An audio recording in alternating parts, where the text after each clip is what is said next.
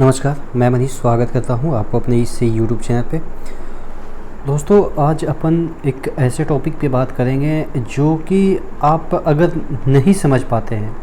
देखिए, मैं आपको यहाँ पे स्मार्ट स्ट्रेटजी बता रहा हूँ, क्योंकि देखिए अगर आप लेबर करते हैं अच्छी बात है, लेबर करनी चाहिए, लेकिन अगर आप स्मार्ट स्टडी इंक्लूड कर लेते हैं अपने लेबर में तो चीज़ें आपके लिए बेनिफिशियल होगा और आपको सिलेक्शन में कारगर सिद्ध होगा।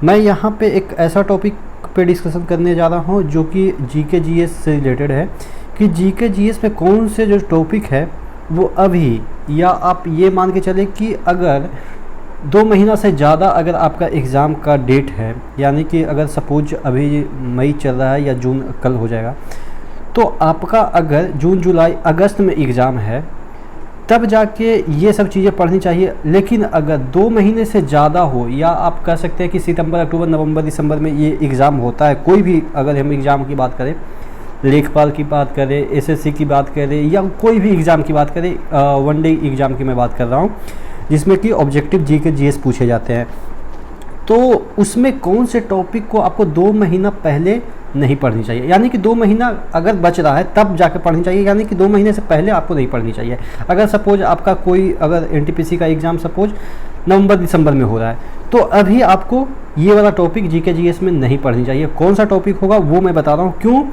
इसके पीछे रीज़न भी दूंगा। क्योंकि ये ऐसे टॉपिक है जिसका जो ऑब्जेक्ट है या जिसका कंटेंट है वो हमेशा बदलते रहता है। अगर आज आप ये याद किए, हो सकता है 1 महीने के बाद कुछ और हो जाए, 2 महीने के बाद कुछ और हो जाए, तो यानी कि आपको बार बार हर महीने या हर 2-3 महीने के बाद उसको रिफ्रेश करना पड़ता है, अपडेट करना पड़ता है। तो ऐसे टॉपिक को क्यों हम याद करें जो कि बार बार अपडेट होता रहता है। हालांकि ये करंट का टॉपिक है, लेकिन बहुत सारे ऐसे आंकड़े हैं जो कि आपके 2 महीने 3 महीने के बाद आपके चेंज होते रहते हैं। ठीक है, ऐसे आपको सिलेक्टिव टॉपिक को चयन करना है जिसे आपको नहीं पढ़ना है। पढ़ना कब है, जब आपके एग्ज़ाम होने वाले हैं, 1 या 2 महीने बच रहे हैं, तब जाके ऐसे टॉपिक को पढ़ना चाहिए। यानी कि आपको 2 महीने पहले तक ये टॉपिक को छूना भी नहीं है। अगर छूते हैं तो आप अपने आप को कन्फ्यूज कर रहे हैं। बात समझ रहे हैं। अगर ये टॉपिक जो मैं बताने वाला हूँ थोड़ा देर के बाद बताऊँगा, क्योंकि एक ऑरा क्रिएट कर रहा हूँ। अगर ये टॉपिक अगर पहले पढ़ते, 2 महीना पहले पढ़ते, 2 महीना से पहले यानी कि 3-4 महीना पहले अगर एग्ज़ाम के पढ़ते हैं, तो आप सिर्फ टाइम जाया कर रहे हैं और अपने आप को कन्फ्यूज कर रहे हैं। मैं अब टॉपिक के बारे में बता रहा हूँ कौन कौन से टॉपिक। सबसे पहला जो आपका टॉपिक होगा वो कौन सा होगा, जितने भी आपके आंकड़े आते हैं कि कौन सा नंबर पे कौन सा देश उत्पादन करता है, कृषि उत्पादन की बात करें या मिनरल उत्पादन की बात करें। जैसे सपोज अदरक का सबसे ज़्यादा उत्पादक कौन है, सपोज अभी इंडिया है या जो भी है, ठीक है, अभी जो भी है, हो सकता है कि भविष्य में 2-3 महीने के बाद कोई चाइना निकल जाए आगे, ऐसे होते हैं। हालांकि बहुत सारे मिनरल का नहीं निकलता है, लेकिन समय समय पे ये सब चीज़ें आंकड़े नए आते रहते हैं, जिसकी वजह से चीज़ें आपका अपडेट हो जाती है। तो जितने भी मिनरल के आंकड़े हो कि कौन सा जो मिनरल है सबसे ज़्यादा कहाँ पे पैदा होता है, या मोबाइल सबसे ज़्यादा कौन सा देश मैन्युफैक्चर करता है, ये सब जो टॉपिक है।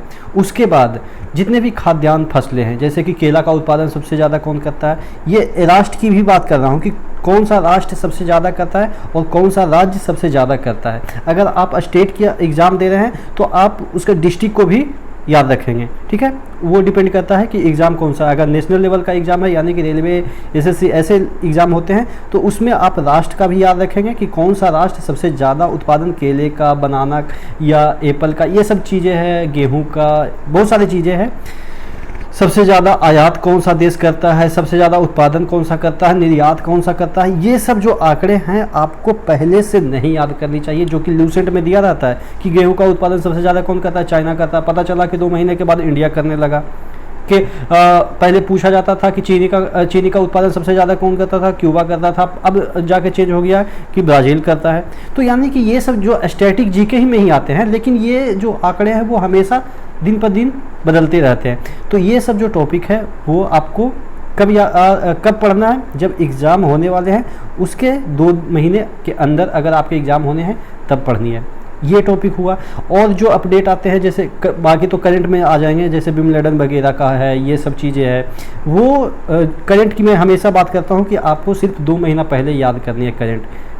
क्योंकि अगर आप करंट पढ़ते रहेंगे तो आप भूल जाएंगे और बाकी चीज़ों पे ध्यान नहीं देंगे, मैथ साइंस जो भी है स्टैटिक चीज़ें उस पर ध्यान नहीं देंगे। तो करंट का एक सिलेक्टेड टॉपिक आता है कि इतना से अगर करंट करते हैं तो वो आपको हो जाएगा। जैसे आपके हॉट टॉपिक में क्या आ जाएगा कि जो भी इंडिया के नेता हैं वो कहाँ बाहर गए, उसका मुद्रा, उसकी राजधानी, उसके बारे में, वहाँ के राष्ट्रपति कौन है, या फॉरेन के जो राष्ट्रपति है या कोई भी प्रतिनिधि है वो इंडिया है तो उसके बारे में आपको पता लगाना है। ठीक है, ये सब चीज़ें हॉट टॉपिक में आता है। क्रिकेट का है, खेल जगत से बहुत सारे टॉपिक आते हैं, जैसे किसको कौन सा पुरस्कार मिला, राजीव गांधी, ये सब चीज़ें होती है, खेल रत्न वगैरह 2004 अवार्ड, ये सब चीज़ें हॉट टॉपिक में आ गया। और उसके बाद वर्तमान में कौन से राज्य के कौन से मुख्यमंत्री है, ये सब मतलब कि 10-12 ऐसे सिलेक्टिव टॉपिक है ना जिसको आप 10 दिन में क्लियर कर सकते हैं। यानी कि आपको मैं ये गारंटी देता हूँ कि करंट अगर आप 2 महीने का, मतलब 2 महीने का नहीं, मतलब 2 महीने का एग्ज़ाम में टाइम है तब आप क्लियर कर सकते हैं। तो यानी कि आपको मैंने बताया कौन कौन से टॉपिक कवर नहीं करनी है अगर 2 महीने से ज़्यादा एग्ज़ाम का टाइम है। तो पहला मैंने बताया मिनरल संबंधित, जितने भी मिनरल संबंधित क्या आप, मैं हो सकता है और भी चीज़ें छोड़ रहा हूँ, हो सकता है कि मेरे दिमाग में नहीं आया है, तो मैं ये बता रहा हूँ कि जो भी डेटा अपडेट होते हैं उसको कभी मत आप पढ़िए।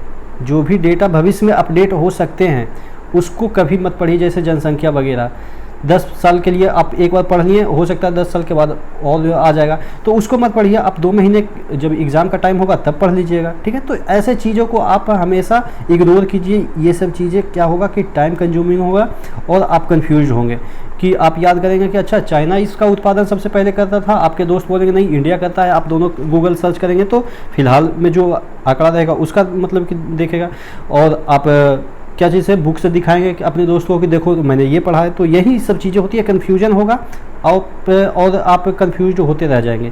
तो ये सब चीज़ें स्मार्ट अप्रोच की कैसे चीज़ों को पकड़नी है, कैसे चीज़ों को अपने मेहनत में इंक्लूड करनी है। ठीक है, तो आशा करते हैं जो मैंने समझाया जीके जीएस से रिलेटेड कौन कौन से टॉपिक आपको अभी नहीं पढ़नी है। करंट तो एकदम से भूल जाइए कि आपको करंट पढ़नी है, करंट कब पढ़नी है वो मैंने आपको बता दिया।